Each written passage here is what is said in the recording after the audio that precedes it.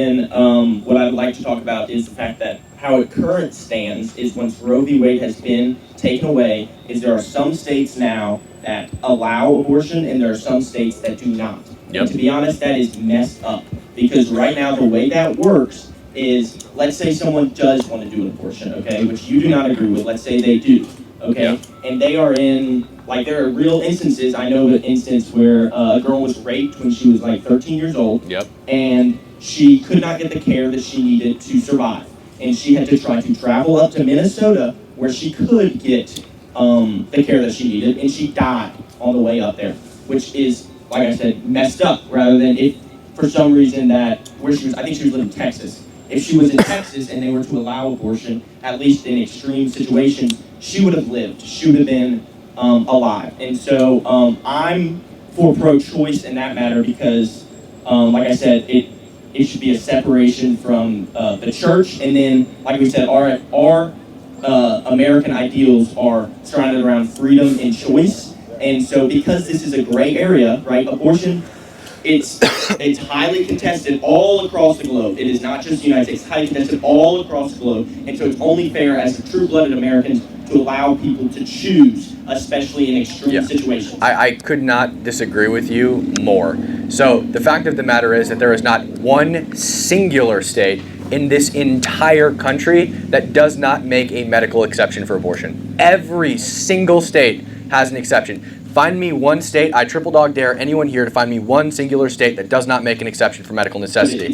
Read the bills for every single state. Furthermore, you said that what America is all about is choice and doing whatever you want. That's not true, because if I pulled out a Glock right now and shot a bunch of people in the crowd, that's not my legal choice. I can't do that. It's illegal, it's wrong. Choice on killing someone. I'm talking about you are. You're talking about abortion. I'm talking about, it's more of a choice surrounding, like I was talking about, gray areas. This is a contested, you have to admit, this is a contested field that's been going on for years. I don't think so.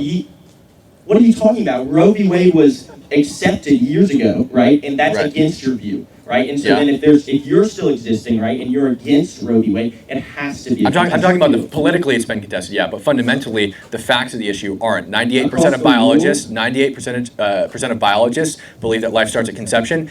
But you're right, there have been politicians or people who sit on the Supreme Court who have done bad things, like judicial activism, for example, where in 1973 Roe v. Wade was ruled and there was zero constitutional rooting for it. The Supreme Court's job is not to make laws. The Supreme Court's job is to look at the Constitution and say, should this thing be legal, yes or no, based on the Constitution, and that's it, right? So what they did when they looked at Roe v. Wade is, per the 10th Amendment, the 10th Amendment to the United States says that if something is not mentioned in the Constitution, it is to be delegated to the states, and the states are to choose whether or not they make it legal or not, okay? The 1973 ruling of Roe v. Wade was complete judicial activism, because I dare you to go to the United States Constitution and control F for the word abortion. It's not mentioned a single time in the U.S. Constitution. Regardless of that, what I'd like to talk about is when you were talking about earlier how every single state provides exceptions. Yes. Okay, you are right on that, but it is different kinds of exceptions between the different states, and also it's very difficult in some states to get anything at all. So this girl who I was talking about previously, she could not get an abortion in time in Texas, and she died because of the rule. So what I would say about that is they're not different. I've read almost all of them, and what they all say is that if a doctor deems that the abortion is medically necessary, they are able to get one. And furthermore, I just want to say, if somebody who lives in any state anywhere, considering you have two situations in every state, either abortion is completely legal, or there is a medical exception in every state. You can get a medical abortion anywhere if your life is in danger, right? So if you go to the doctor's office, and the doctor's office, while your life is in danger and you later die, refuses to give you an abortion, they are a malpracticing doctor and should be fired and lose their medical license. The problem is not the law. The problem is the doctor's refusal to read the law. That's the problem. Doctors, and don't act like doctors aren't lawyers and they can't do these things. Almost every hospital has a lawyer on staff. And furthermore, doctors have to deal with the law every single day. How much medicine can I prescribe you? What's the maximum dosage I can prescribe you? Et cetera, et cetera. How can I possibly be arguing that it is just as easy to get an abortion in the state of South Carolina as it is in the state of, let's say, New York?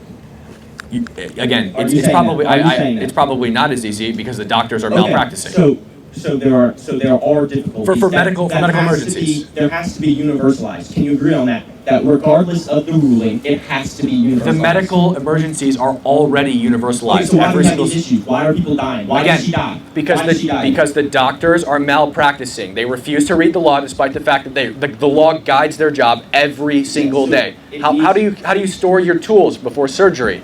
How much dosage can you give a person? Again, what drugs can you prescribe a person for what illnesses? Again, these are all dictated by law. Doctors have to be familiar with the law when they do their job, and it's not the law's fault that the doctors refuse to familiarize themselves with it.